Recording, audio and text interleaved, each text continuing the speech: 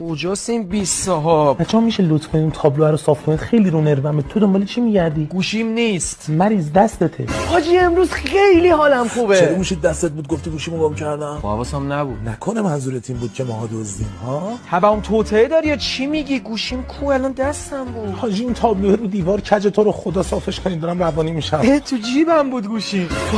وای بچه‌ها حالم داره بد میشه. نمیرم. یه قرار درد میکنه. این باز بی‌دلیل تو خودش. بچه‌ها این سوئیچ ما رو کسی ندیده کجا؟ سویچ کج رو میز بود، من گذاشتمش کنار کنسول تیوی و کولر به ترتیب قد از کوچیک به بزرگ. نکنه شما میخوای منو زمین بزنید؟ دشمن تو قالب دوست ها؟ اون ساله من همت کنم تا دم اتاقم میرم یادم نره واسه چی رفتم همون مسیر رو برگردم. وای تو این زندگی این چه وضعشه؟ لجن تو یه دقیقه پیش حالت اوکی بود، بعد الان داری کلا زندگی رو میبری زیر سوال. راست میگی یا؟ به تو چه هستن؟ کی به تو گفت زر بزنی؟ داداش ببین بگو دیگه چرا آنتنت رفت؟ یادم رفت چی می‌خواستم.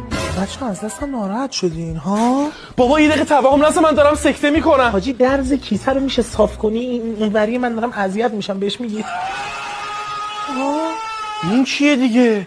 یکی این بواسیره دوباره به سوزش افتاده داره بالبال میزنه. 4 تا بیماری شیک نشستیم دوره هم داریم حرف میزنیم. داد مثلا دوستان این چرا رو خط سرامیک صاف نمیدوه؟ دارید میکشید منو، بس دیگه.